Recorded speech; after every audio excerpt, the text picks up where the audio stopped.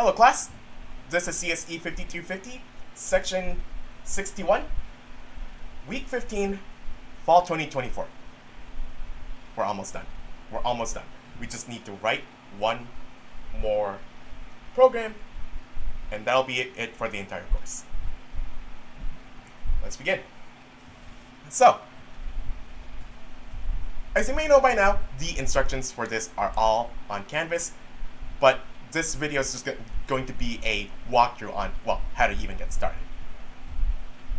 I would like to talk about MPI in greater depth using these slides, but for the interest of time, I just simply linked a few older videos that, well, talk about the same thing. However, there is a little bit of new content, and that new content is, well, the explanation on how to do this on a Linux machine. In the past, I did these labs on a Windows machine, and after trying it out on Linux, I can confidently say it's just better on Linux machines. It's just less hassle that way. So, going forward, I'm going to have Linux machines be a requirement here. Although you can, for some of these, do this on a Windows machine, it'll still work just fine. For MPI and pthreads especially, it's just better on a Windows. It's just better not on a Windows machine, but rather a Linux machine. Okay. So for us to get started, we're going to swap the windows here. There we go. So for us to get started, we're going to write a hello world program. So this is actually the very first thing that is part of your lab. So we're gonna write a hello world program as follows. And then, once we write that program, we are going to compile it using this command here, mpicc-g-wall-o. This program is called MPI hello, so we're just gonna use that name. So MPI hello, and then MPI hello.c. I would no longer recommend using a Windows system for this. So, simply because, as I said, it is just way easier to do this on a Linux machine. So once that's compiled, you're going to run your program using this command here, mpi exec-n, type in the number of processes as a number, so we can run this with, say, 4 processes, and then /mpi hello. When you run this, and this is a screenshot from Windows execution, it's still going to be the same output. This is just how it would look like if you ran this on a Windows machine. It will work on a Windows machine, it just takes a little bit of extra steps just to get your project set up. But the point is, it will work on either a Windows machine or a Linux machine. As I said, I'm going forward with using Linux machines for this course from now on. But once it's done, this is your output for that program, using 4 processes. Okay, so here really is the new bit of content related to this. If you don't have MPI on a Linux machine, you might get a command, you might get an output that looks like this. If you just type in mpicc, you might get something that looks like this. And this is for Ubuntu. On my virtual machine, it never had MPI installed on it, and this was the exact message I got. I screenshotted this just for your reference. So you're gonna want to install, well, MPI. I opted to go with OpenMPI, so I typed in the command sudo apt install openmpi-bin.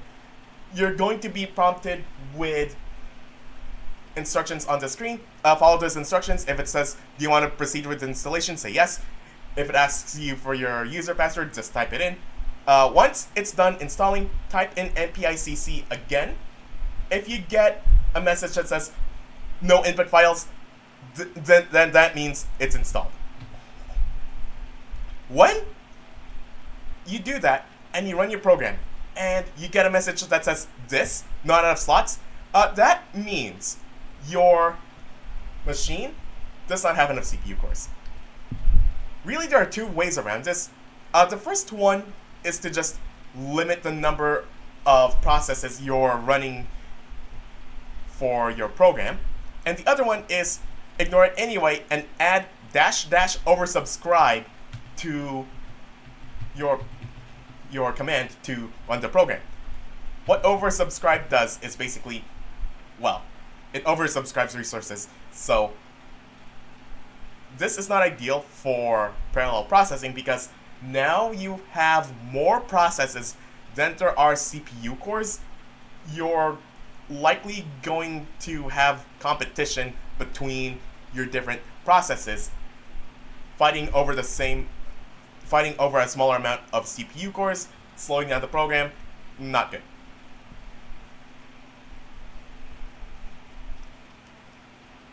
This is why MPI is often used for like distributed systems. So instead of having all of your processes run on one machine, it would run on several machines.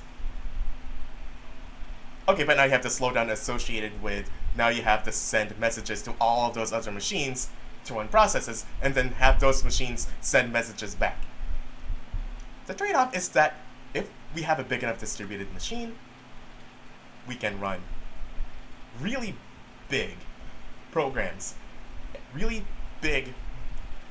can run programs with really big workloads. And the point is, when we write MPI programs, it is done with the idea that we have no idea how many processes we're gonna run our program with. So we're gonna write our programs in such a way that it doesn't matter if we're running with 4 processes or 4 million processes. It will work the same way. Yeah, so as I said, oversubscribe, not ideal, but for our starter programs, this is okay.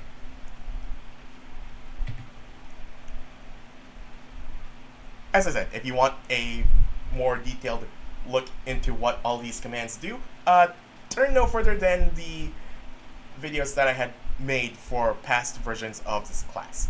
They should be linked on Canvas, by the way. Or you can just go to my YouTube channel and search for them on my YouTube page. I believe those would be Fall 23 videos 9, 10, and 11, I think. It's around those ones. I can double check, hold on.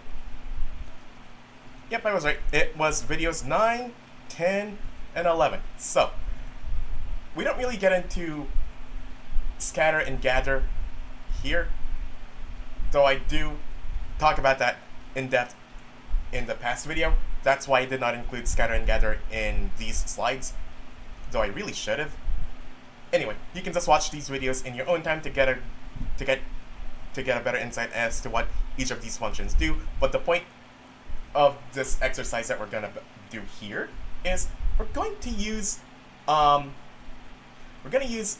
send, receive, broadcast, and reduce. So we're not using all of the different functions that MPI has available. We're just gonna get started with just a few of them to get a good understanding of what we're doing here. Okay, we're gonna get started with writing that hello world program. So we're gonna do this with sends and receives. So I'm gonna close myself and go back to my virtual machine where I have everything typed out already. But I'm gonna do it all from scratch just for the sake of teaching. So if I type in npicc, I had preemptively uninstalled OpenMPI just to show you what it looks like to install it. So that command to install is, as I said in the slides, so that is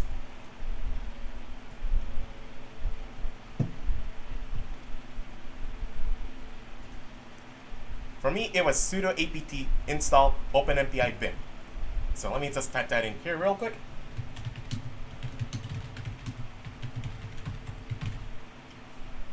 Let me just enlarge this so you can see the whole thing. If I just type that, actually let me just do this again. If I type in npicc, no file found, that means MPI is not installed on my machine. So sudo apt install openmpi-bin, press enter. I need to type a password. Give me a minute. Okay, now it's prompting me to go forward with installation. Press yes or press no. I want to go forward with this, so yes, I want to install. Now it's working. It's working. Working. Processing. Give it some time. There we go. Now, I'm gonna type in npicc again. GCC fatal error, no input files. That means it worked. That means we now have MPI installed on our machine. We can now compile MPI-based programs. Okay, let's begin with that program. So first I need to make a new MPI file. So that's going to be as simple as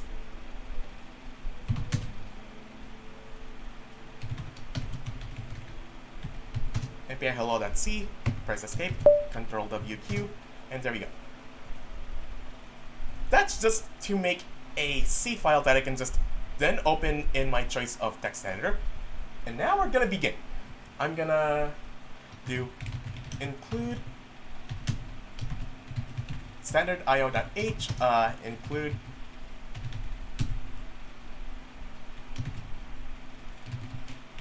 string.h, and include mpi.h. There we go.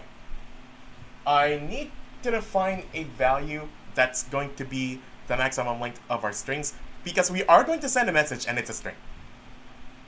So const int max string equals 100, and now we can get to the fun part. Int main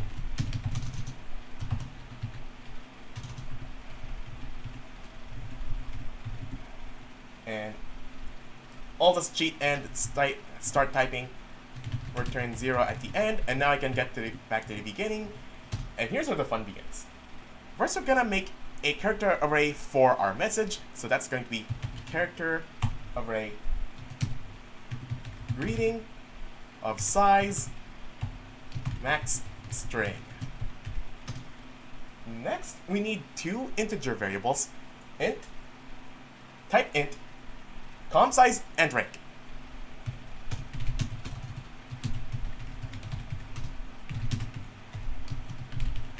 Okay, so now we have com size and rank.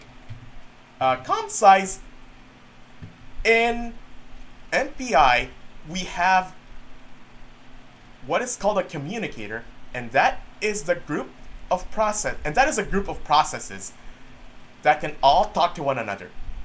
The default communicator in MPI is something called MPI com world. When this program starts, it's going to create a communicator, and that is going to be however many processes we want our program to run with. So if we ran this program with, say, 4 processes, then MPI com world is going to have all 4 processes be able to communicate with one another. So that is a communicator. We could, for example, have a subset of those processes talk to one another exclusively, separate from all other processes. That would be another communicator, and we can differentiate between communicators. For our purposes, we're just going to work with the default communicator, and that is MPI com world. When this program runs, it's going to run with some number of processes, and that number of processes is our com size. Much like the team of processes that OpenMP uses. So it's not really processes, it's threads. Okay, similarly with OpenMP, in OpenMP, every thread had an ID. That equivalent ID for MPI is rank.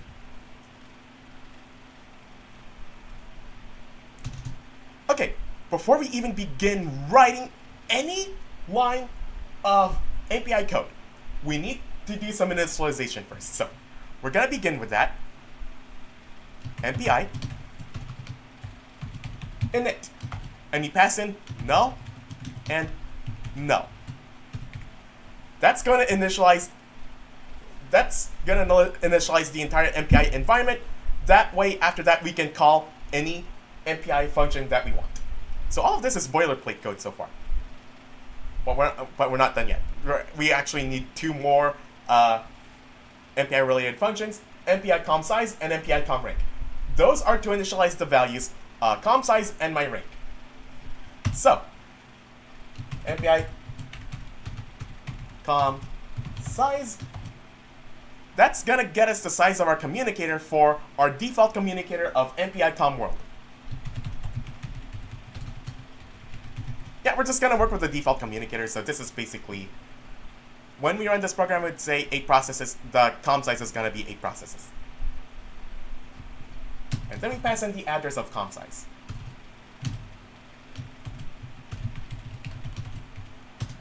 Similarly, we need to assign a value to my rank. Of those 8 processes that I mentioned, each one will have an ID that ranges from 0 to 7.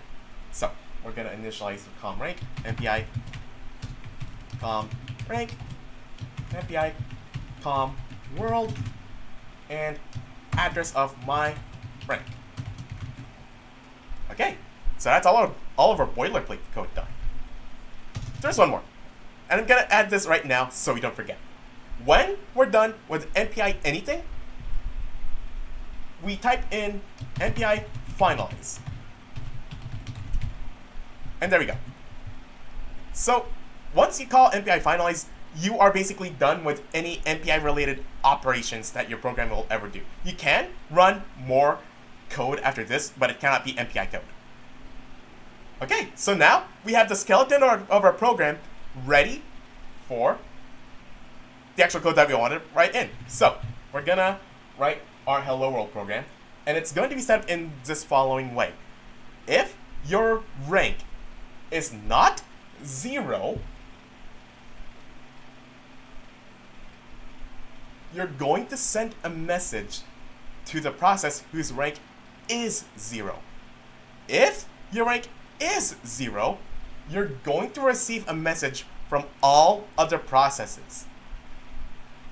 So, I'll just write the skeleton for that.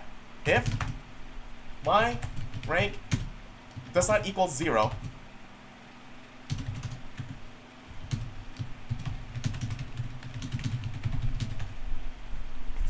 if this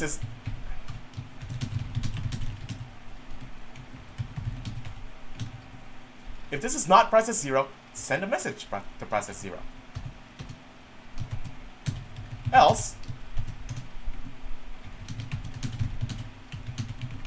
if this is process 0,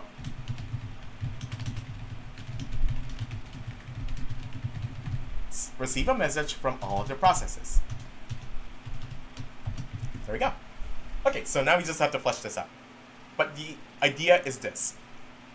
We are going to tell this program to do certain things based on what its rank is. If your rank is not 0, send a message to process 0. If your rank is 0, receive a message from all other processes. So we're basically telling each process what to do.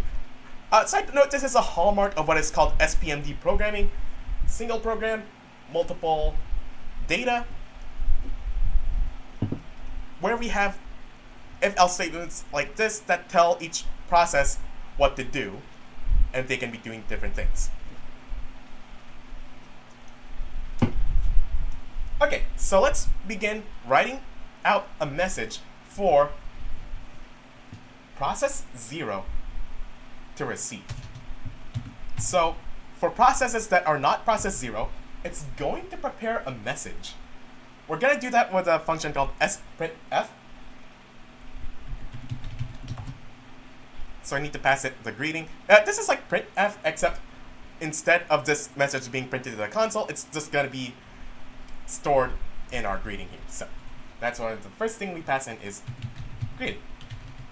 And then at this point, it's going to look no different from printf. So greetings from process %d of %d, exclamation point, backslash n, closing quote. And those %d and %d, we're just gonna have that be my rank and com size. So this is going to be process 1 of 4, process 2 of 4, process 3 of 4, and then process 0 is gonna be the one receiving all these messages. Okay, we have our message ready, and we can send it. We're going to use a function called MPI send. MPI send. We're going to, this is gonna require like 6 or 7 arguments being passed in. So the first one is going to be our greeting, of course. Greeting. The next one is going to be the length. How long is this message? And for our purposes, that's going to be the length of our greeting plus 1. So we're just gonna write it like that. The third one is our data type. We are sending characters, so our data type is going to be MPI underscore character.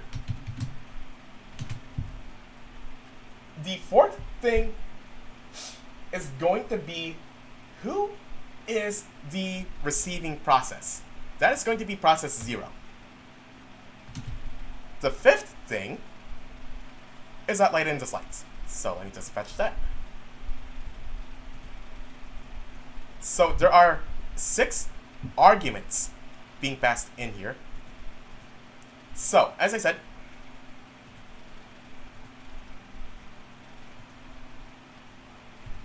the first one is going to be our message to send. Technically, it is a pointer to the block of memory that contains the contents of our message. We're just gonna say it's our message. The second one is the size of our message. That was greeting. The size, stir length, greeting plus 1. The third one is the data type, and so you can send all sorts of data types in MPI, and they're all specified in this table here. Since we are working with characters, we're just gonna specify our data type as MPI character. The fourth argument is the rank of the receiving process. The fifth argument is a non-negative integer that is known as a tag. This is to differentiate messages that would otherwise be identical. Since we're not sending 2 different messages here, we're just gonna leave that tag as 0. But if we had to send, say, 2 different string messages, we can disambiguate them using the tag. So tag 0 would be, for example, a hello world message. Tag 1 would be, for example, some other message that the same process would send. We just need a means of not mixing up the 2. The sixth argument is our communicator. That is MPI com world.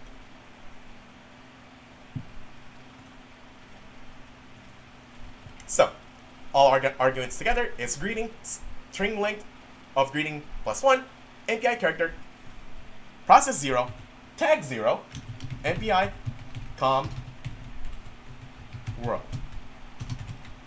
And there's a message.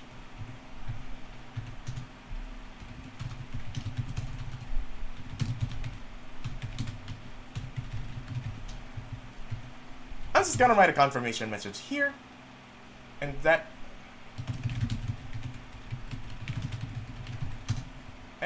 this confirmation message I'm gonna write here. That is for debugging purposes. So print f and process %d has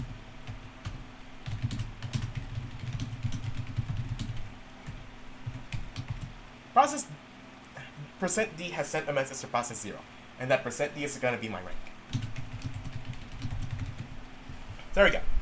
So now we have this process. Now we have this process sending messages to process 0. How many of these processes are there? Well, it's going to be however big com size is minus 1. Here's the thing though. Whenever we send a message in MPI, wherever there is a send, there must be a matching receive. So if we have a simple example of, say, 4 processes, in this program.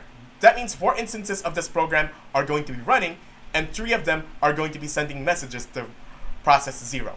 So, let's write that code now. If this is process 0, receive a message from all of the processes.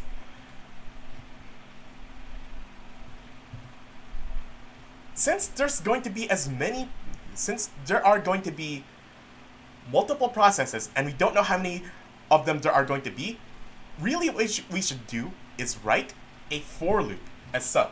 For int q equals 1. We're skipping 0 because this is process 0. If we have q equals 0 here, it's gonna try to receive a message from itself. Also say from experience that I've never been able to successfully get a message to be sent and received by the same process. So that suggests it's not gonna work at all. For purposes, and even if it did work, if it somehow worked here, then that would be a mismatch in the number of sends and receives. And if you have mismatching sends and receives in MPI, the program's gonna stall and it's not gonna work. So we're going to start up from process 1. We're gonna start receiving messages from process 1, and then we're gonna receive a message from process 2, process 3, and we're gonna keep going and going until we reach the last process in our communicator. So int q equals 1, q is less than com size, q plus plus. And in here we're going to simply write receive, a receive function here.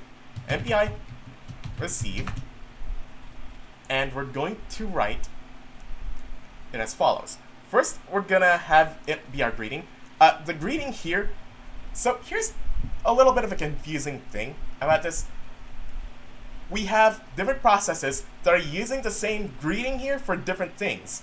For the senders, it's just going to be a staging area for their message that they're gonna send. For the receiver, it's not going to do anything with this, but use it as a receiving area for the message.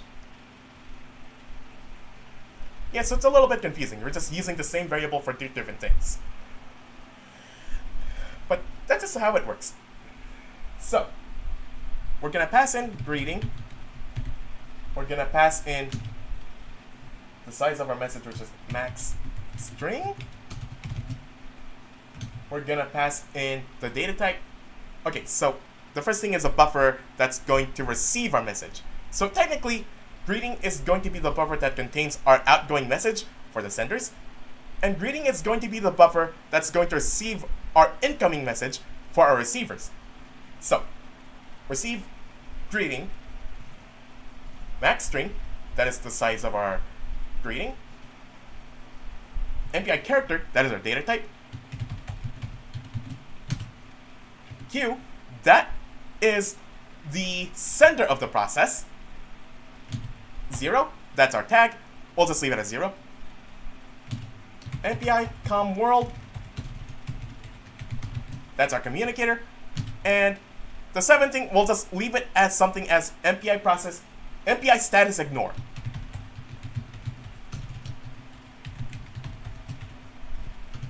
So, in our slides, let's look at that receive function. So, MPI send had 6 arguments, MPI receive has 7.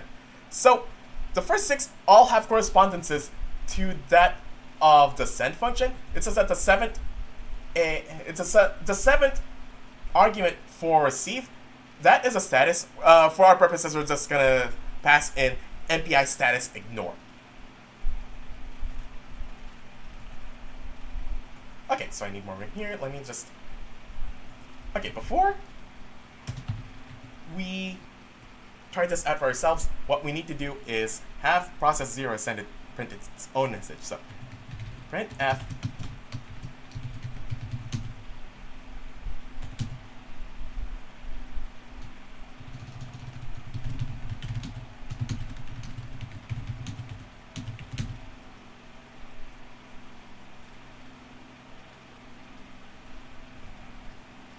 what I could just do is this. I'll just copy paste this into here, so that way process 0 sends its own hello world message. Greetings from process 0 of however big our comm size is. It's in here that we're going to receive our message from all other processes.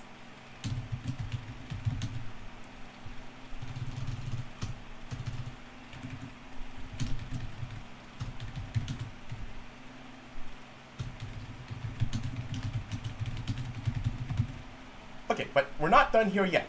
Once we get a message, we gotta print it out. So, here's how it works. We're simply gonna say printf and then %s and then greeting. And really, that's the end of our code. That should be our entire code right there. For debugging purposes, I'm just gonna add one more printf, and that's gonna look like this.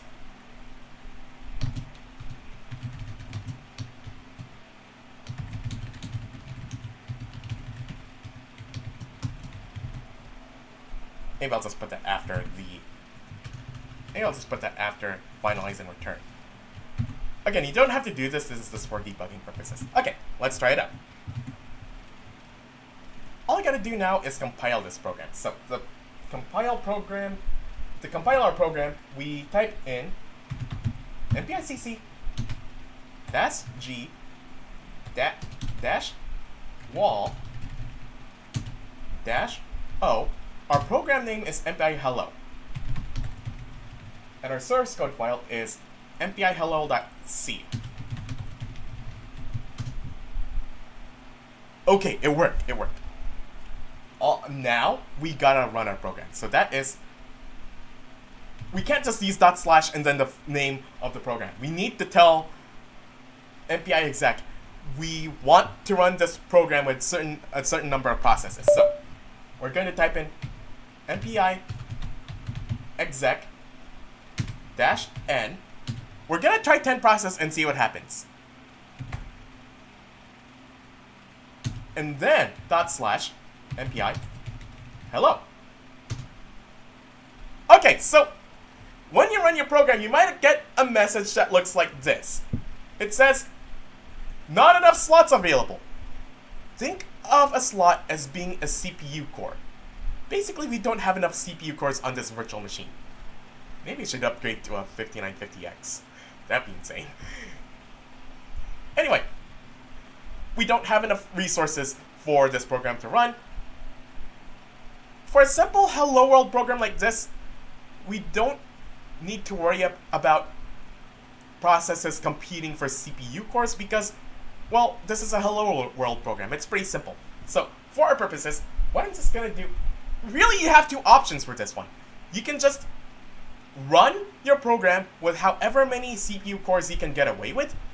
And on this virtual machine, I believe that is 4 CPU cores. Let me just find the system monitor. Yeah, check this out. This is all my processes. These are all my resources. I only have 4 CPU cores on this virtual machine. So that tells me I can only run NPI programs with 4 processes. So I can just either do that and it'll run just fine. Though the problem is there isn't any new lines, so it's hard to, so all the messages just meld it into one. It works. It just doesn't work correctly.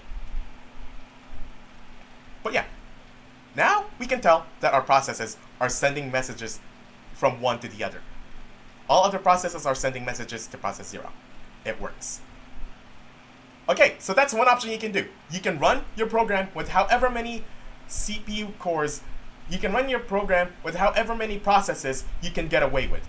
Alternatively, you can force it to run with more processes anyway by using the tag oversubscribe. So I'm going to type in 10 processes and then I'm going to add in -- over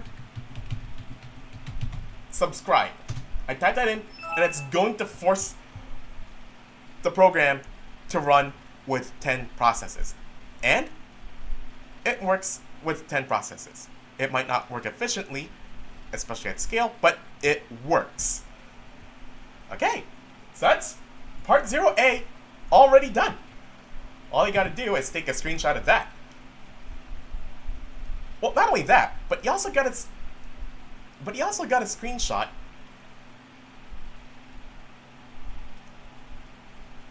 Okay, so really, here's what you're screenshotting. You start at a process count of 2, because if it's just 1, then it's just boring. Start at a process count of 2, because at least you'll have one process sending a message to another process. Increase that process count 1 at a time until you get that message, not enough slots. And then you keep track of how many processes that was, because you need that information for later. Okay, now you're done with part 0A. Of course, you'll need to take a screenshot of that. Part 0B is we're gonna flip the script. You'll see what I mean in a bit. Okay. If the program in 0A had multiple processes send messages to one process, then the reverse of that would be one process sending messages to all other processes. So let's try that out. For this, what we're going to do is I'm simply going to make a copy of hello.c, copy paste, and I'm going to name that hello2. MPI hello2. I'm going to open this file, and I'm going to work on that instead. So basically,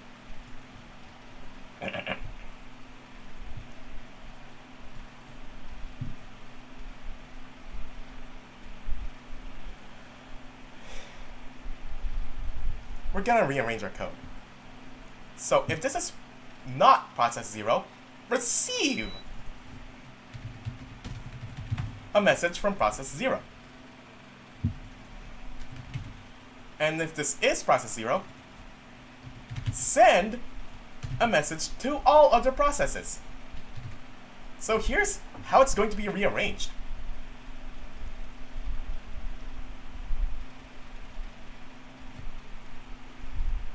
First, we need to take this sprint F line and paste it into here, because now it's process 0 that's preparing our message.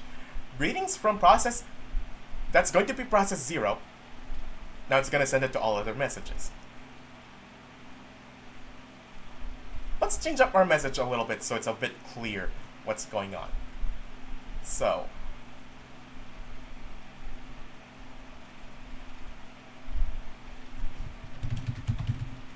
process %d of %d says hello. Okay, so now we have our message. And now we gotta swap our send and receive. I'm just gonna crudely copy paste it as such.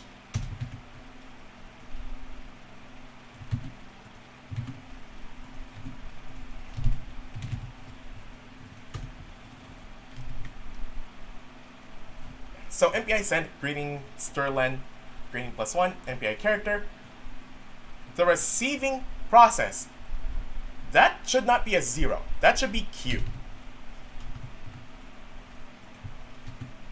Okay, so now on the receiving end, it's not going to be receiving a message from Q, because that Q, there isn't enough context to deduce what Q is anymore. So we know it's going to be receiving a message from process 0. So there we go. We'll just replace that Q with a 0. We've simply rearranged our entire program.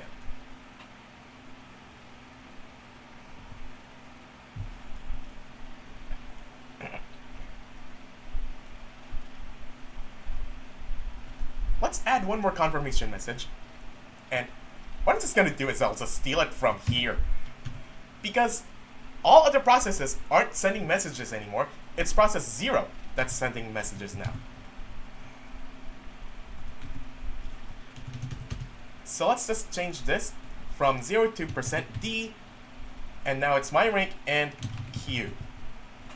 Okay, so let's step through this code once again. If this is not process 0, receive a message from process 0. So we're going to call MPI receive, greeting max string MPI character, 00 MPI comworld, MPI status ignore. So that is the code being run by all other processes that isn't process 0. If this is process 0, send a message to all other processes. So we're going to prepare a message here, process %d of %d says hello, send message to all other processes in the for loop, MPI send, greeting Sterling, greeting +1, MPI character, Q, 0, MPI comworld. We don't need this print line anymore either.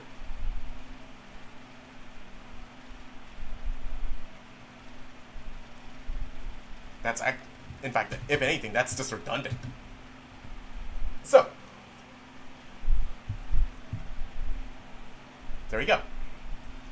We are going to print a confirmation message just for our debugging purposes. So now, here's the thing. The receiving process should be able to print that message. So really, what should have happened is, I cut that line of code, paste it in here. So now, once that message is received, it's going to be printed.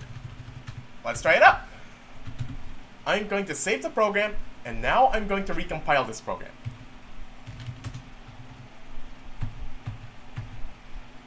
So not hello, but hello2. So MPI hello.2,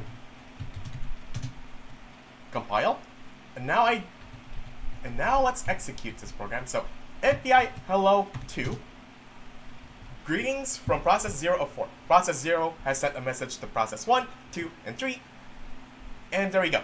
It worked. Though there are a few weird characters here, and I think that's because there might be something wrong with how I set up the size of these things. That could be an exercise of its own for debugging purposes. Let's see if I can fix it off camera, though. Okay, so let's see if we can get that fixed up. Okay, so I guess there is a bit of a risk here in that. I guess the risky thing is that we're not telling the program where does the message end properly. So yeah, that is a bit of a risk there. So, although the program works, it doesn't work properly. So I might have you, I'm gonna advise you to try to get it to work as properly as possible, okay? I'm still gonna try to hack at it to see if I can get it to work though. Okay, so unfortunately I wasn't able to debug it the way I wanted to, but yeah, just do your best at trying to get this to work. And you should see output that looks like this. Ideally, you should not have any extra characters after the exclamation point, okay? So that is part 2, well, part 0B of our entire assignment here. So, part 0C is where it gets interesting. So far, we had it so that we used a for loop to send or receive messages. So we're gonna start to simplify that, and we're going to first work with a function called broadcast. So what broadcast does, okay, so let's go back here and see how this code works. Basically, we are using a for loop to send out a message to all other processes. We can make this simpler.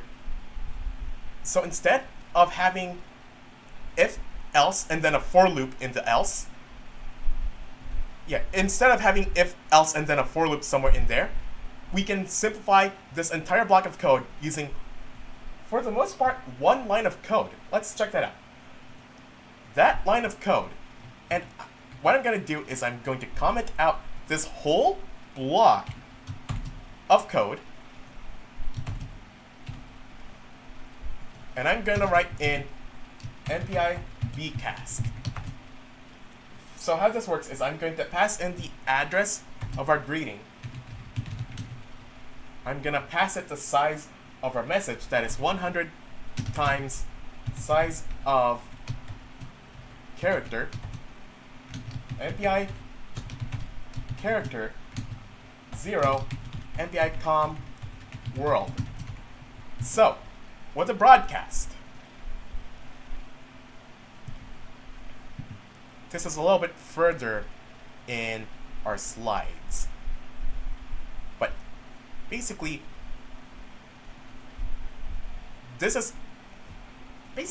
broadcast is just the opposite of what is called a reduce, which we're going to get into in part 0D.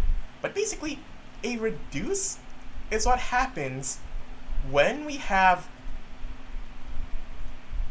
processes that have values that need to be sent to one process. So if you have a communicator of 8 processes and they all need to send values to one process to be added together, we could add them together in a tree-like structure like this, and we can program it like this, but really MPI has one function that does all of that already, and that function is called MPI reduce. The opposite of a reduce is called a broadcast. And if you combine reduce and broadcast together, you get what's called all reduce. So with an all reduce, imagine you have values stored in a communicator of 8 processes. They need to be all added together, but every process also needs that value for some next step of computation. So they all funnel down to one process, those values all get added, and then that new value gets sent back to all other processes. So this all reduce here. We have 8 values that are added together into one process, and then that one process sends it back out to all other processes. This topology is known as a butterfly for obvious reasons. It looks like a butterfly. But right now we're just working with this half of our all reduce. That is a broadcast. It's just simply sending out a message using only one function. We don't need to have an if and then an else and then a for loop anymore. So let's check out the arguments needed for our broadcast. So the arguments for our broadcast are as follows. First, we need the address due to our data to be sent. So it's basically, okay, so we really need to go back to here. So to understand what our data types are. So a reduce operation has 7 arguments here. The first one is the address of the local value to be added. The second argument is the address of the total. The third argument is the count. We're gonna be sending a string of characters, so that's going to be an entire all 100 characters of our message. The fourth argument is our data type. Our fifth argument is our operator. Okay, so I'm sorry, I screwed that up. So MPI reduce is for when we're adding values together across all processes down to one process. So these arguments, they're going to have some correspondences to our broadcast. So really what broadcast has is like 5 of those 7 arguments. So we have data to be sent out. We have a count that says how many characters is our message. We have our data type, which is going to be NPR character. We have an int value. That is the process that is sending out the broadcast. And then we have our communicator. So we really only have 5 arguments here. So our greeting to be sent out, how many characters our message is, the fact that this is a string of characters being sent out, that it's being sent out by process 0, and it's going out to the whole communicator. We still need a few if statements for this, and that's simply because it's process 0 that's going to be preparing the message. So let me just write some code here. If my rank equals 0,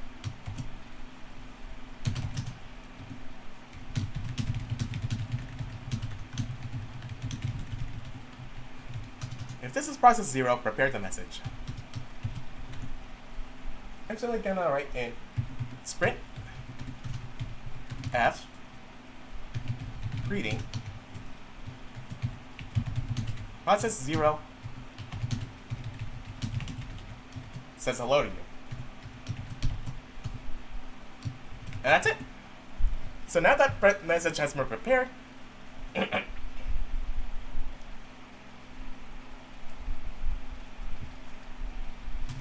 now we need another if statement here. If my rank equals 0,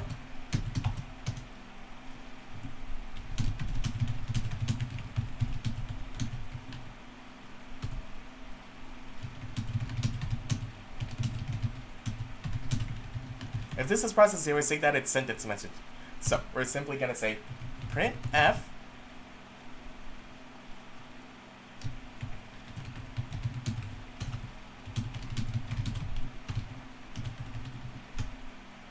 I really shouldn't say send. Really, I should say broadcast.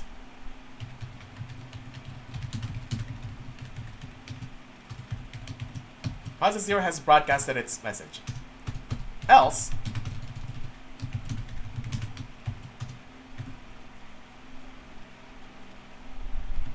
printf %s greeting.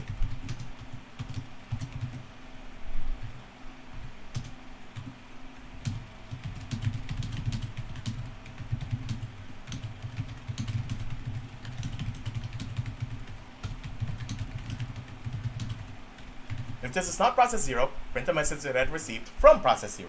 So, I'm going to copy all this code.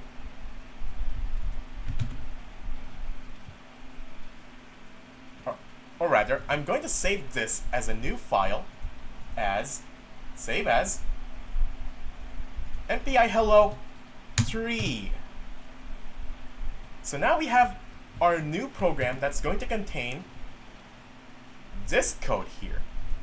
It's not going to use this code because really, this code is, for the most part, doing all the same work as this code here. So let's try that out. So I need to compile this program, MPI hello 3, press enter, and now I need to execute the program. So now we're gonna execute it with, we're gonna execute hello 3. There we go. Process 0 has broadcasted its message, and all other processes got a message that says process 0 says hello to you. So yeah, now it works. Though it's a little bit hard to tell which message, which process is saying what. So we could modify our code here to be the following. %d process %d received a message, my rank greeting. Okay, so this is just to see which process is saying what. There we go. Process 0 has broadcasted its message. Process 1 received the message. Process 0 has says hello to you. Process 3 received the message. Process 0 says hello to you. Process 2 received the message. Process 0 says hello to you. Let's oversubscribe that with 10 processes. Okay, so the neat thing about this is with our previous setup where we had a for loop with send inside, it would always do it sequentially. Now, the thing is, every process is going to work at its own pace, so it's never going to work sequentially. It might work out so that each process gets its message in like, it's not going to be sequential is what my point is. So with our for loop from previously, it would always be sequential. If we use a broadcast, it may not be sequential the order in which processes receive their message. And that's okay. Processes should work at their own pace. The only time we really need to synchronize them is if we need barriers. Or if we need some sort of timing thing, yeah, we do need some synchronization. But in this case, this is fine. But my point is, it worked. So, take a screenshot of that, and that is part 3. Okay, we're almost done. I'm gonna save this program again as hello 4. So part 0D, that is part 4 of this is part 4 of part 0. We're going to work with the reduce operation here. So far we've been sending messages that are strings. What we can send is basically anything that MPI supports in this table back over here. So we can send characters, we can send integers. So let's send an integer now. So for that, I am going to erase all this code because I don't need it anymore.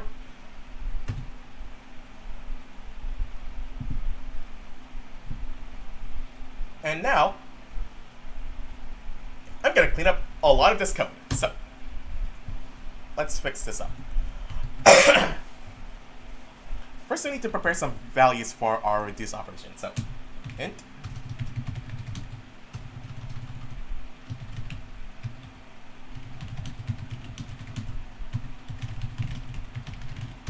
so first we need int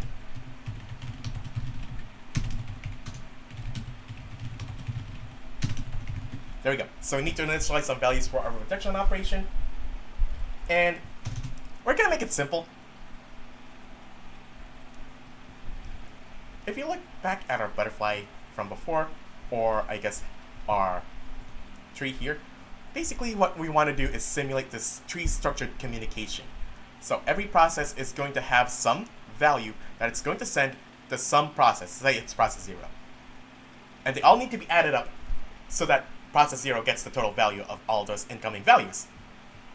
Also, process 0 has its own value for itself that has to be added to that total as well. So to simulate that value that we're sending out, that's just going to be the rank. So I'm going to say this.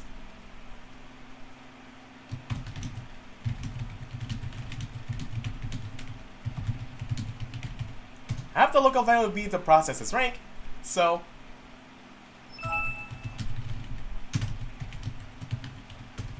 my rank. So now we can perform a reduction operation here. So what a reduction operation does is basically the same level of code simplification that we had with our broadcast. Instead of having an if statement and then else block and then having a for loop inside of that, we use one line of code that does the work of that if, else, and for loop combination. So let's see what it looks like. So we did take a look at what reduce does already. So we need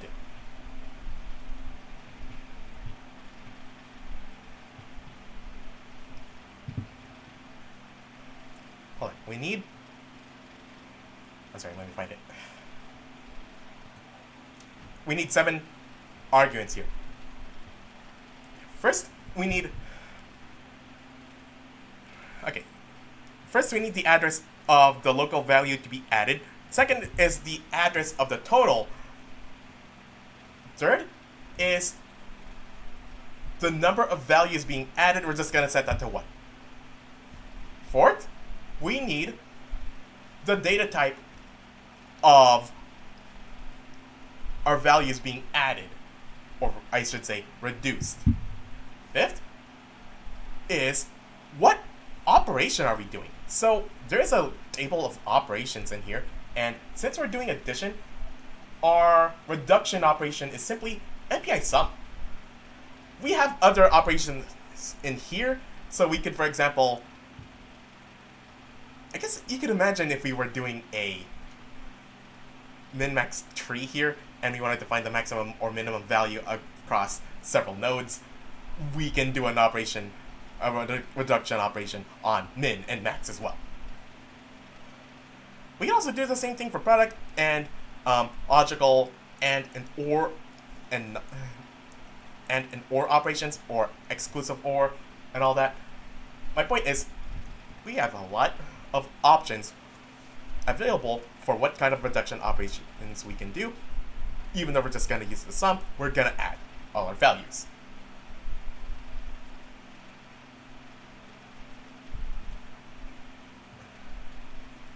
Okay. That's the fifth argument. What reduction operation are we doing? The sixth argument is, where is this value being stored? We're going to be storing it in process 0, so we're just going to set that value to 0. And the seventh argument is the communicator. Okay, so let's type that up.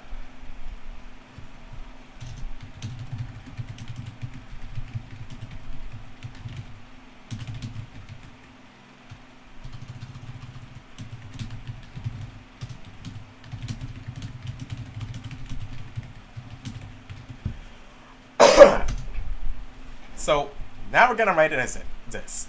MPI reduce, pass in the address of local value, pass in the address of global value. We're going to pass in 1 because we're only passing one value at a time. Pass in MPI int because we're passing in integers.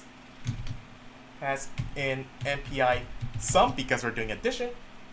Pass in 0 because this result is going to be stored in process 0. And finally, MPI com world. Okay. We're almost done. So it's process 0's job to grab all these values and then print out that result. So let's do this. I'm going to add an if statement, and it's process 0 that's going to announce the result. So now we can do if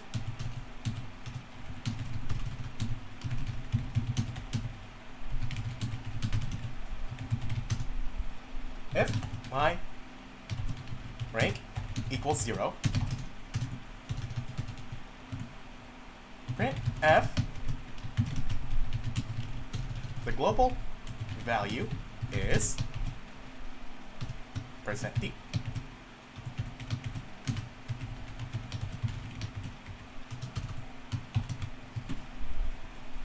Okay.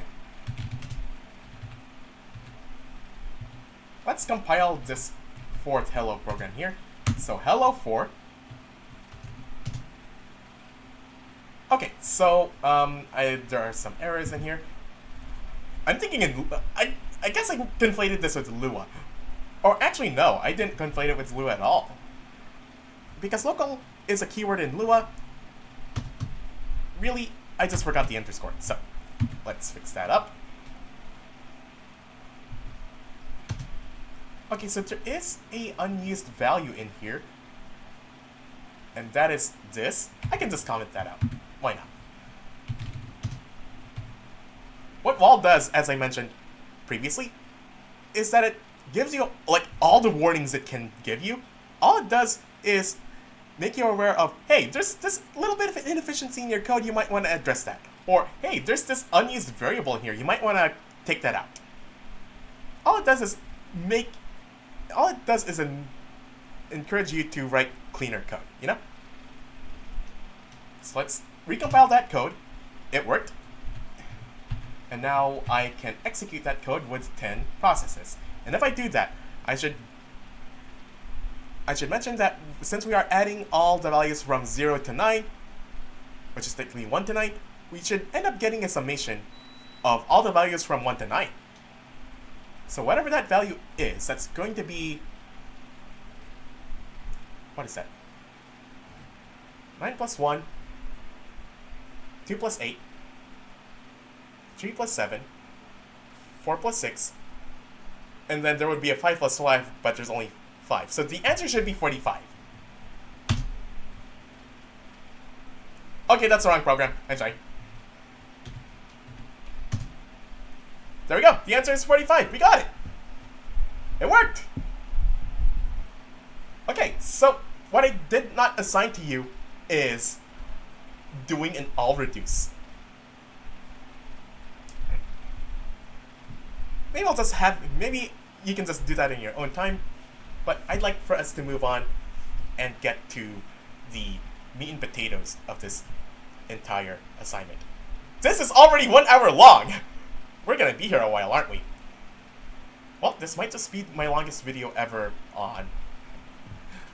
made for the entire course, so shouldn't be surprised that we are going through a lot of material here. Okay, let's begin with the meat and potatoes. We're gonna make a pi estimation program, but this is a different one. We are going to estimate the number of pi, the value of pi, by throwing darts at a dartboard. So this dartboard has a radius of 1 unit. Let's call it 1 foot for convenience sake. It could be 1 meter, but that's a really big dartboard. Really, it could be any unit that we want. Let's just say it's 1 foot. So we have this 1 foot radius dartboard on a wall, but surrounding that dartboard is a bounding square. As we throw dartboards, we're gonna be throwing them rather inaccurately, so they're going to be thrown in a uniform distribution. So eventually, this dartboard is gonna be carpeted in darts, evenly, perfectly evenly. And so will the bounding square surrounding the dartboard. So this bounding square it basically hugs the dartboard so that the side length of the square is basically the diameter of the dartboard. Here's the magic. If we take the number of if we take the number of darts that landed inside the circle, multiply that by 4, and then divided it by the number of darts that were successfully thrown inside the square. And by inside the square, it doesn't matter if it's outside the circle or inside the circle. If we take that proportion, if we take 4 times the number of darts thrown inside the circle divided by the number of darts thrown inside the square, that's going to approximate the value of pi. So, let's begin our journey into programming this. So,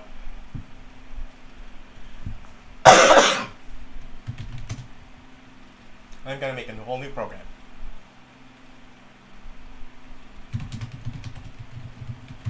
MBI.darts.c. Ding. There we go. Now we have a whole new program here.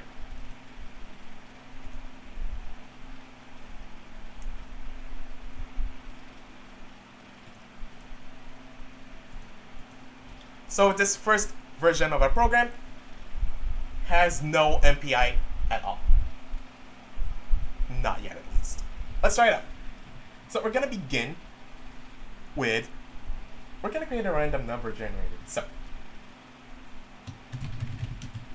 for this, we're going to need a few things. The first one is standard io.h. That's just for printf.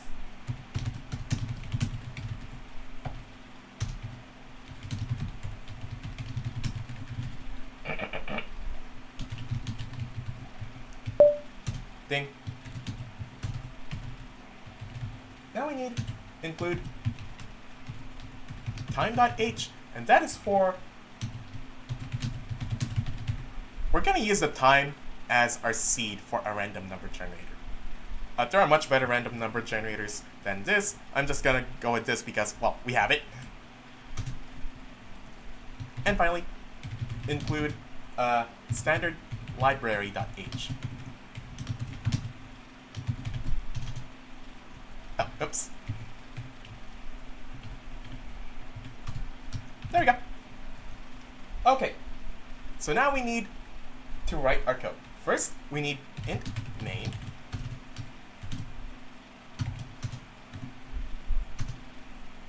First, we need to seed our random number generator. And you may have seen this before, but it's basically srand, and we pass in a seed. That seed is going to be the time of day. So that would be time null. There we go. There we go. Okay, so for us to generate a random, because we're throwing darts at a dartboard, that means we are working with XY coordinates. For us to make a random XY coordinate from this one random number generator, all you gotta do is call it twice.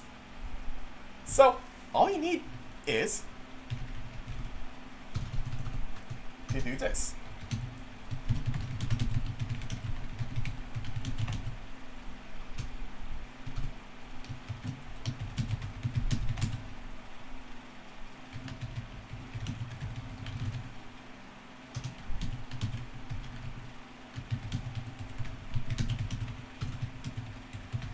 We're going to create a random XY coordinate by simply randomly generating a separate X coordinate and Y coordinate.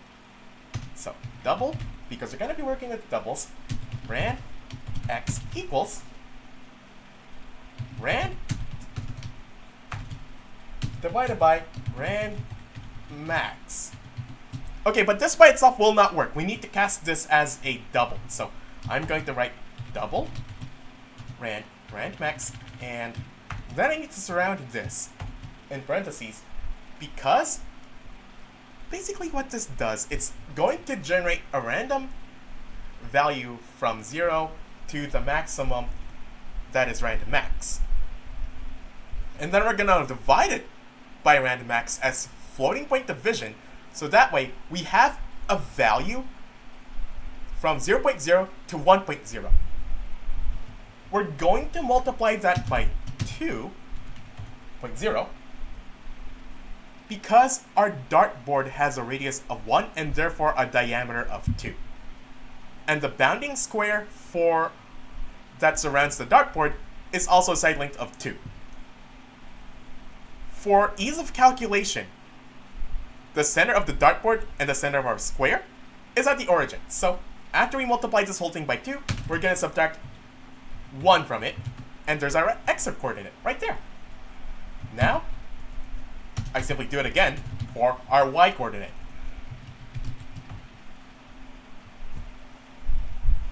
Okay, so now we have our random XY coordinate. Let's now print it out. That is print F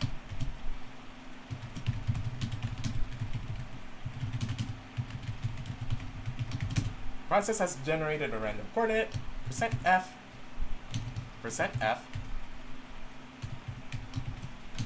and then we simply pass in rand x, rand y.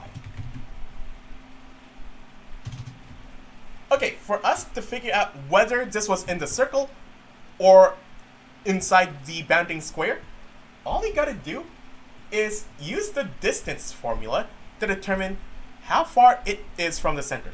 Here's the thing. This is the distance formula, but since one of our points is 0, it just decomposes into the Pythagorean theorem. Decompose. I really should say reduce, but reduce got overloaded. Everything's overloaded in computer science. Have you ever noticed that? Like, one word means a million different things in different contexts. Vector means like vector for disease, vector physics, vector math, vector data structure.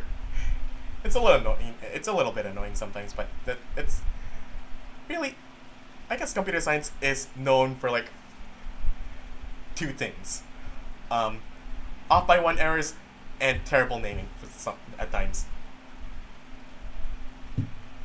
Okay, anyway, moving on. We're gonna use the distance formula. So for us to calculate the distance, for us to calculate whether this dart landed within the square, all we gotta do is, we have a coordinate, we're gonna square the x coordinate, and then add it to the square of the y coordinate. And then we're gonna take the square root of that. However, we can cheat a little bit by not taking the square root, because all we need to do is see if the distance is 1. And since the square root of 1 is itself, it means you can get away without having the square root the right-hand side. So really, all we gotta do is write this.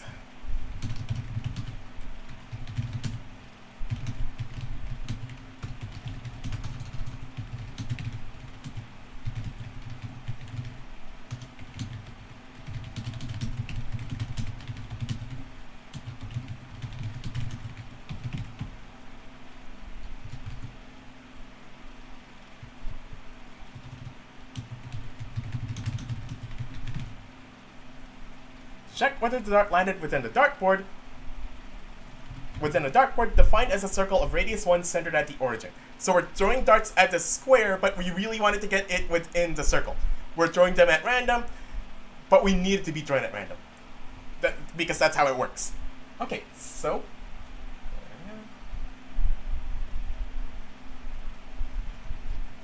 So we calculate double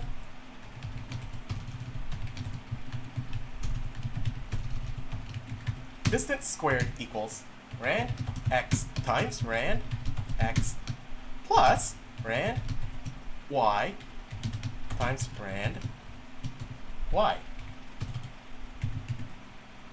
If distance squared is less than or equal to 1, that means our dart landed within the dartboard.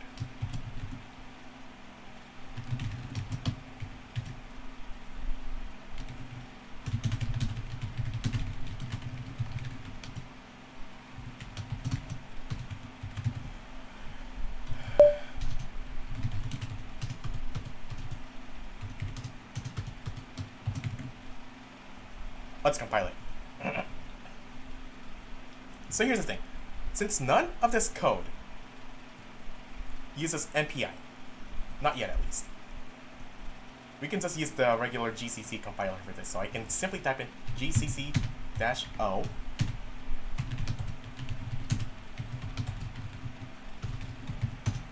I can just type in that /MPI darts, let's enter, and hey, I got a random coordinate and it landed within the dartboard. If I run it again, and again,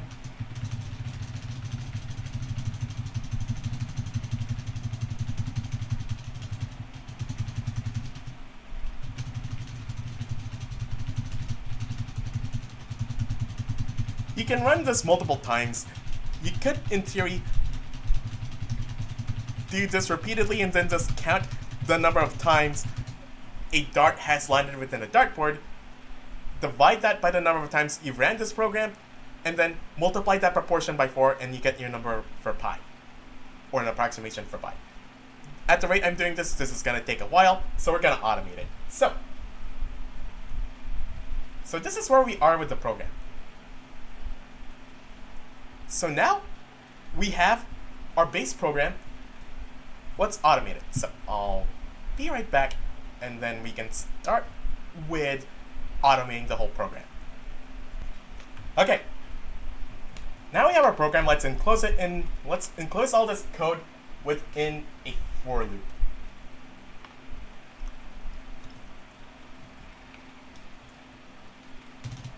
Okay, so let's get started with throwing 10,000 darts. So I'm gonna write in here for int I equals 0. I is less than 10,000. I plus plus. Cut all this code, paste it into here, indent it so it's at the right indent level. We're not quite done here.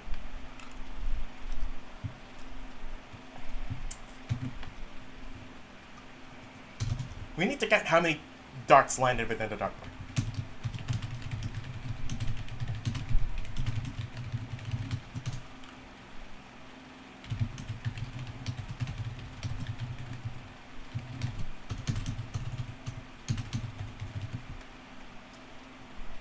And here, we wrote an if statement that said, that printed whether or not the dart had landed within the dartboard. It's in here that we're going to increment our darts within dartboard value. So I'll just copy that, paste that here, plus plus. Or maybe it should be plus equals 1. Okay, there we go. we're not done yet. We're almost there. So,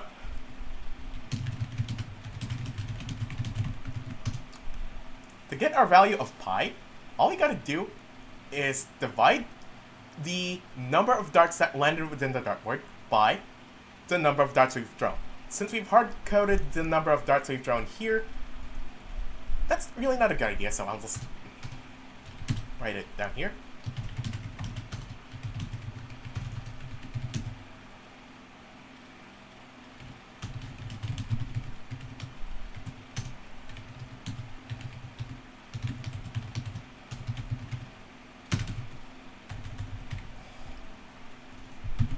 I'll copy that, paste it here. So now, if we want to change the number of darts to throw, we can just change it here. Because we need this value for calculating the value of pi. So, double pi estimate equals. Now I need to do this as floating point division, so I'm gonna cast our darts within dartboard value as a float. Though alternatively, I can just multiply it by 4.0 preemptively. So 4.0 times, okay, not that, darts within dartboard divided by darts to throw. And then I gotta print out the value of pi. And that is simply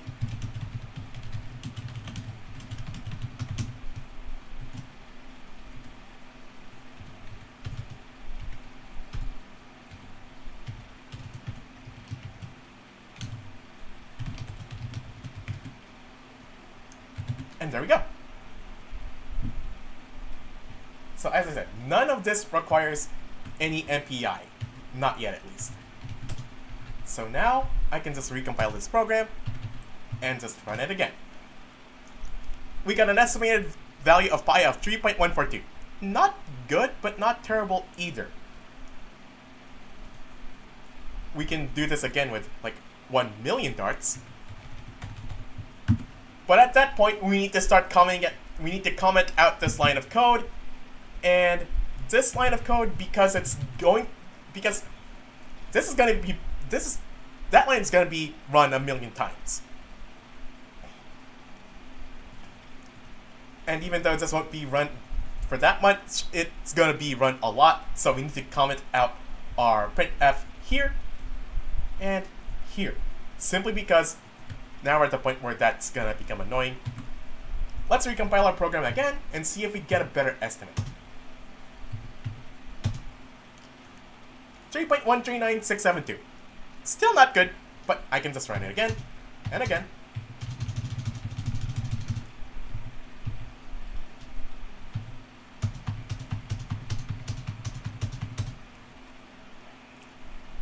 There we go. We're getting better and better estimates. Though there is still some variance with those estimates.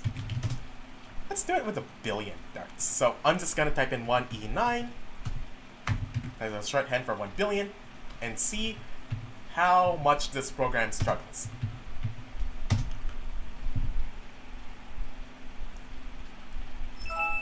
It's struggling.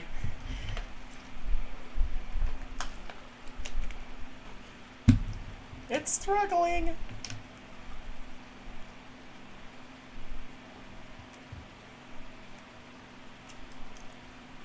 So yeah, this thing is taking a while to do.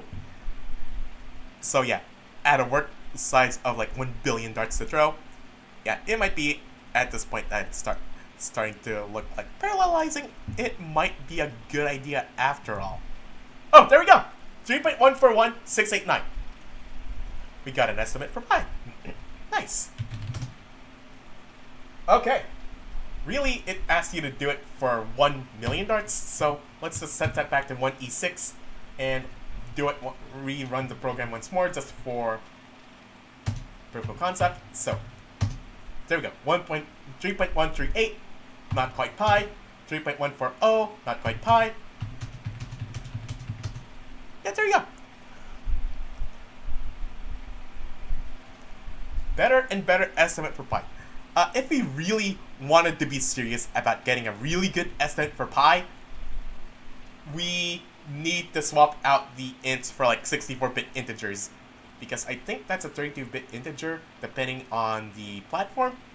So if we want to throw a serious amount of darts, we need to count much higher than 2147483647.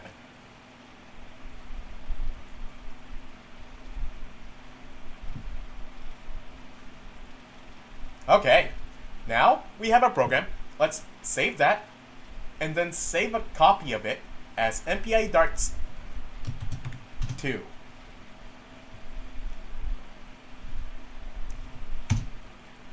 Let's turn this into an MPI program. So we're gonna include MPI.h for MPI, and then I'm gonna add all of our MPI related boilerplate code.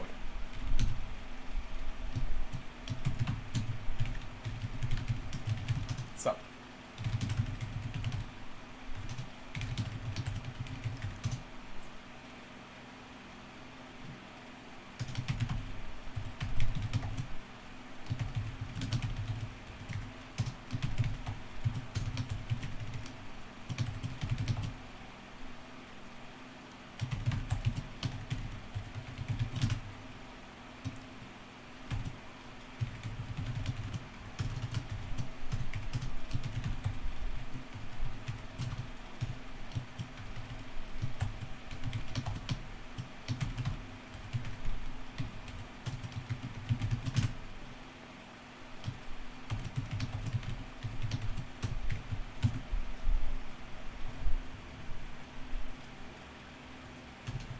So at the beginning, we're gonna add all of our boilerplate code here, and towards the end, I'm gonna type in MPI finalize.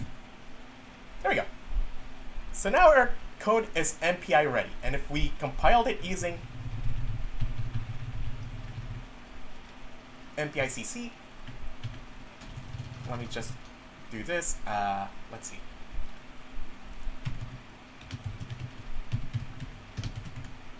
MPI darts 2 and MPI darts 2.c. Okay, it worked. And if I do MPI exec -n for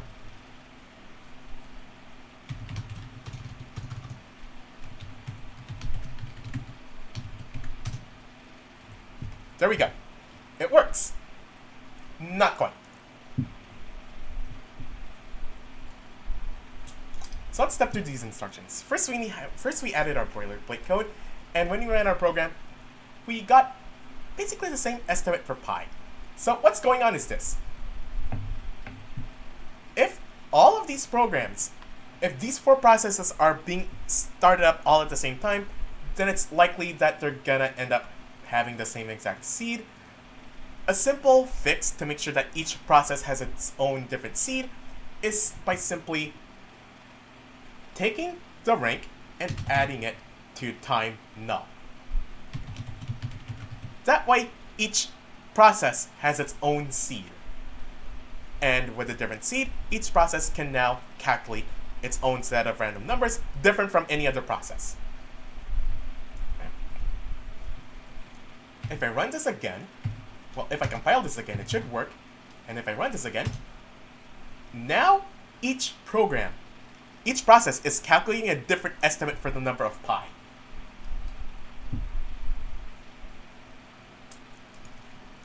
There's still more work to be done here, and that is this.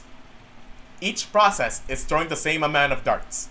We want each process to throw a fraction of those darts. Since we have 4 processes here, each throwing 1 million darts, they're throwing 4 million darts. What we really want is to have 1 million darts thrown overall. So, really, each process should throw 250,000 darts. That's a simple fix. What we need to do is to add another variable that is int local darts to throw. We're gonna set that equal to darts to throw divided by com size. And instead of this, I'm gonna copy that, paste that in here, and in our calculation for the darts within dartboard here, I'm gonna replace it with local darts to throw. Because each process is throwing 250,000 darts, we need to make sure we're dividing all our dart throws by 250,000 darts. So I'm gonna save that again, and I'm gonna recompile the program,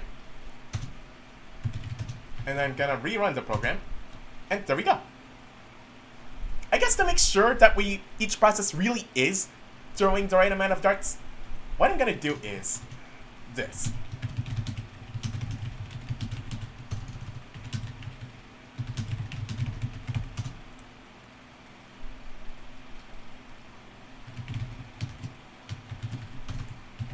Process percent D is now throw percent D darts, and then my rank, and then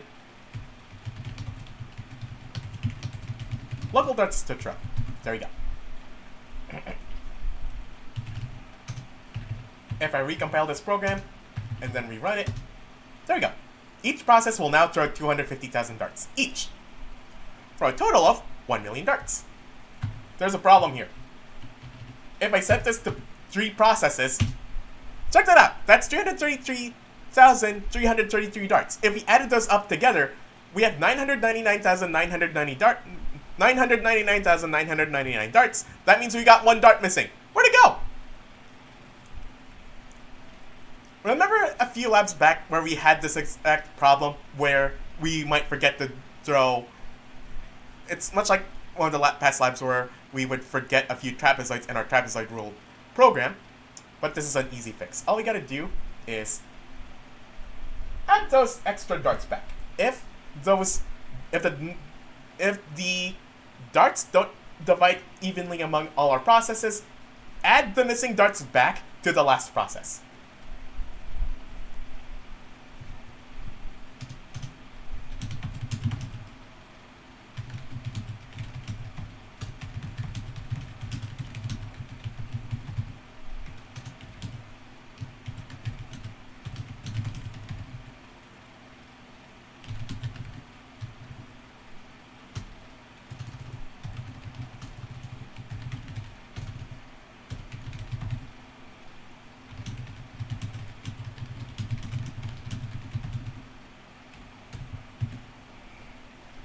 Add the remainder's worth of darts to the last process.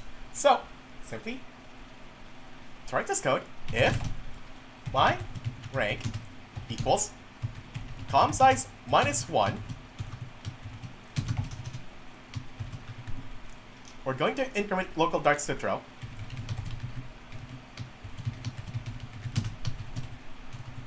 Plus equals, okay, local darts to throw equals darts to throw modulo com size. Because com size is 1 million, 1 million divided by 3 has a remainder of 1. We're going to add that extra dart back to our last process. And this is a simple fix for, I guess it could also work if we added it to the first process. I guess it doesn't matter either way.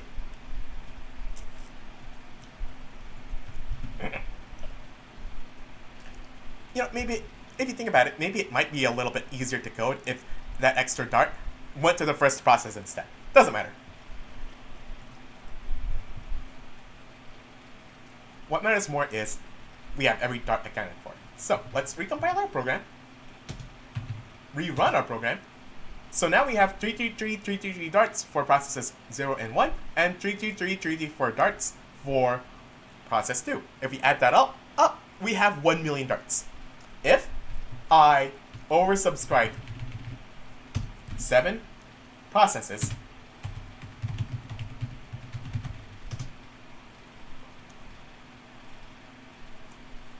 one four two eight five seven and 142,858. It should work out so that we still have 1 million darts. Even though it's not evenly divided among all our processes, the point is we're still throwing 1 million darts, no matter how many processes we have. And each process is now calculating its own local value for pi. So it's working.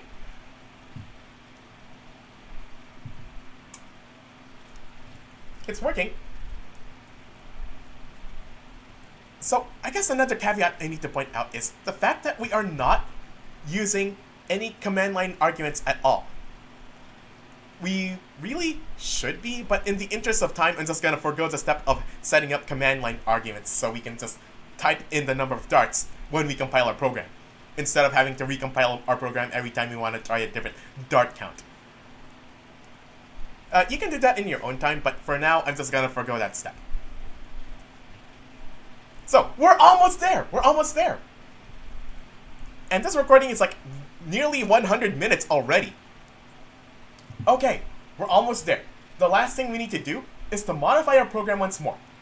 So now we have each program, each process showing some proportion of darts, but we need to sum up all of those darts and set that total.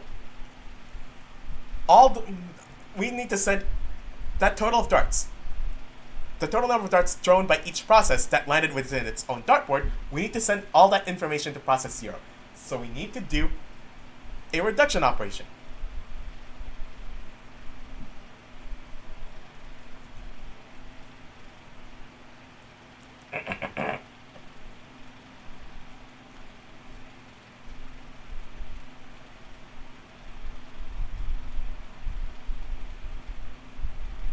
So the simplest way we can do this is each process can keep its own estimated local value.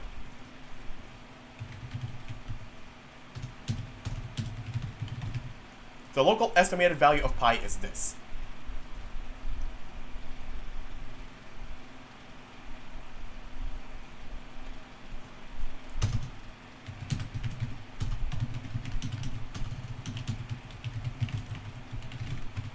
All we gotta do now is perform a reduction operation.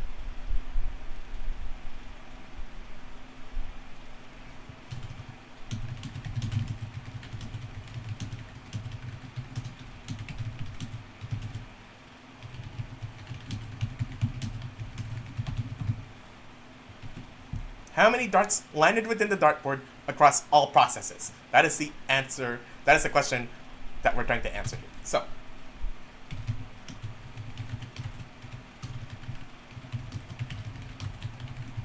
global darts within dartboard equals 0. And then we're going to do a reduce operation. So, MPI reduce. Let me add some lines of code here so I can displace it towards closer to the top. MPI reduce address of darts within dartboard, address of global darts,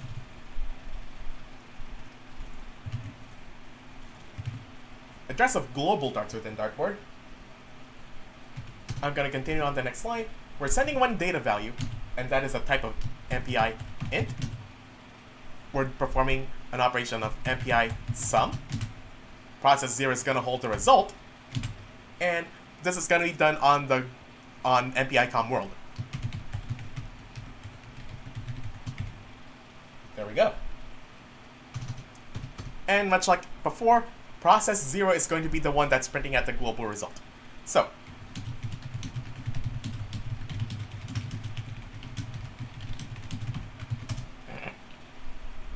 we're gonna calculate it as follows. If my rank equals 0,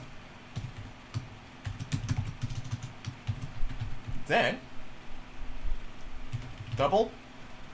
What I'm just gonna do is I'm gonna cheat, and I'm gonna copy, paste this, and make some changes to it. And then I'm gonna change this here. print out the local value of pi, and then we're going to calculate the global value of pi. So you can imagine if this was a science, you can imagine if this was like a grade school level science experiment where a classroom of children are given like darts to throw at a dartboard. Maybe they have to be like those plungery darts for safety purposes, but the point is they would throw darts at the dartboard. Each student would calculate how many darts were thrown within the dartboard, and then the teacher would have to come in, get everyone's dart values, and then the teacher would come in, calculate the value of pi. Which, if you think about it, it's a rather good analogy of what's going on here. So, I guess you could say the teacher is also participating in this dart throw experiment by being process 0. And the teacher is the one who is getting all the dart values from all the students, and then calculating the global value of pi based off of that. Okay, we're almost there. So our global pi estimate is going to be our global darts within dartboard, and not local darts to throw, but rather the global darts to throw, which is this one here. Really what should have been done is this darts to throw here. That should have been global darts to throw. I'll just change it here anyway. So global darts to throw, we'll put it here and here.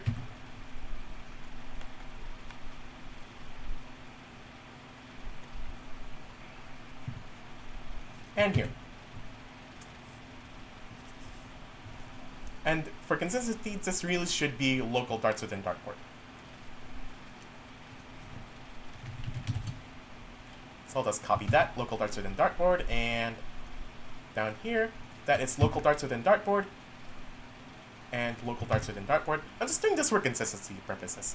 In the instructions here, I don't really have that going on, but anyway, this is just for consistency. So we have, from the top, we have our boilerplate code, we have a random number generator, we have a local darts within dartboard value, because each process is throwing its own set of darts, and then has to count how many of those darts well within the dartboard. There is a global darts to throw, but the number of darts each process is going to throw is going to be a fraction of that global darts to throw value. There may be one process that needs to get a few extra darts, just so we make sure we have thrown all the darts. Each process is going to throw darts. It's going to count how many darts landed within the dartboard. It's then going to print out its own local estimate for the value of pi. Then we're going to perform a reduce operation. Each process is ultimately sending its value for the number of darts it has thrown to process 0, so process 0 can calculate a global estimate for pi. Because the point of all this is, the more darts we throw, the better estimate for pi that we get.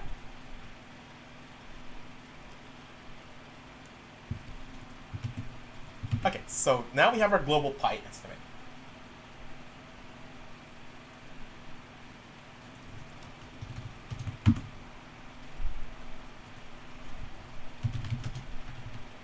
Let's recompile this program once more. Okay, there's a little bit of an error.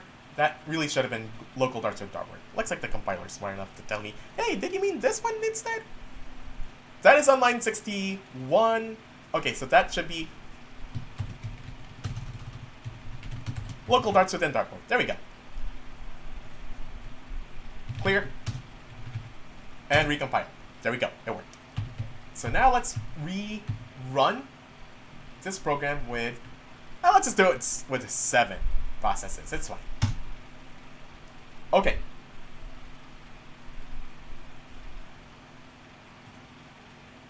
Okay, so there's one small problem, and that is I forgot to change the message. So that really should be the global estimated value for pi.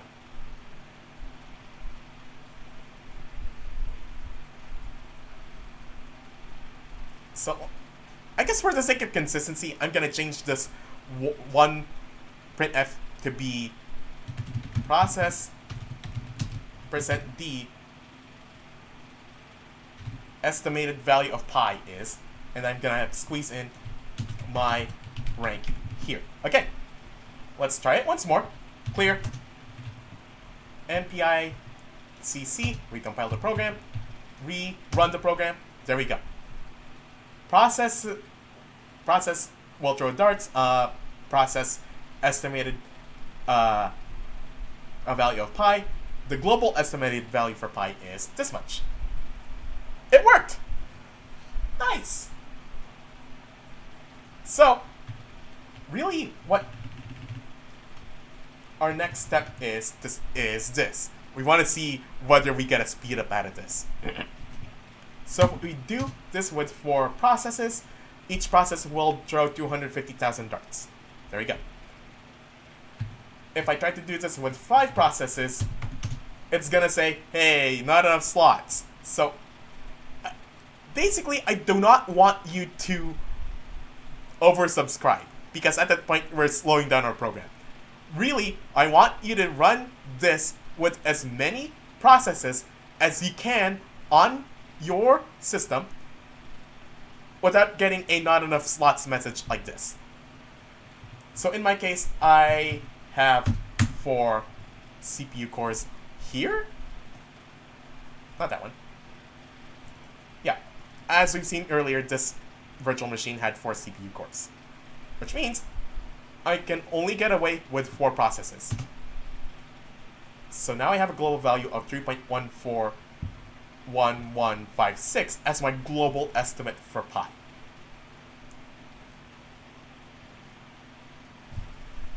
Okay. So here is part 4. You're going to fill out a table that looks like this. And if it's something like my virtual machine where there's only 4 CPU cores, it shouldn't take all that long for you to fill out the table. Ideally, you would run this program a few times and then take the average. Say, run it 10 times and then take the average value, the average execution time of that. Ideally. So, if we want to see how long this program takes to run with some number of threads, with some number of processes. Okay, I'm gonna cut to the chase. Let's do this with 1 billion darts. I'm going to recompile the program and then run the whole thing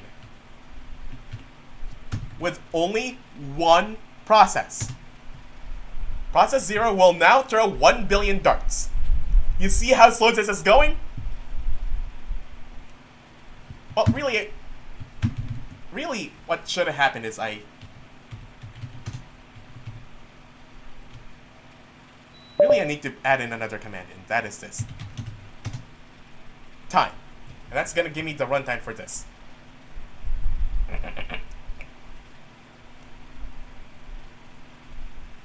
And now we wait.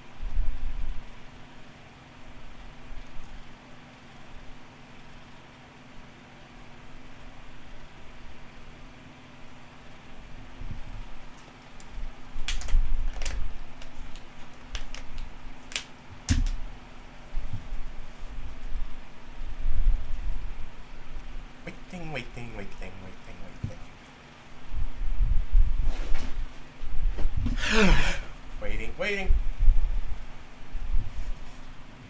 Oh yeah, this is Spaghetti, by the way. My cat. Oh, we got a result. And it took, like, what is that? 38 seconds of runtime? Yeah, sounds about right. Yeah, it took that long to get a result. So, let's do it again with twice as many processes. So in theory, we should get about half the runtime. We should get the result in about half the runtime, in theory at least. Let's try it. So now, 2 processes are throwing 500 million darts.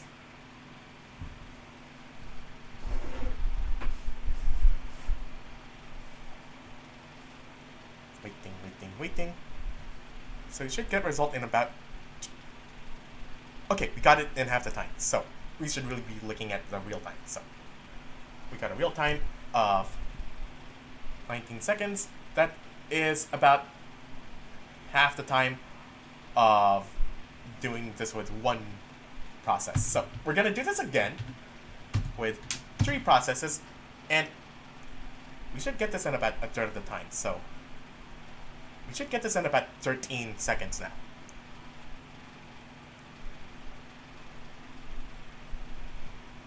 There we go, 13 seconds. And if I do this with 4 processes,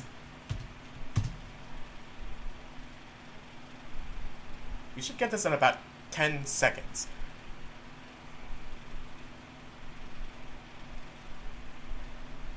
Okay, there we go.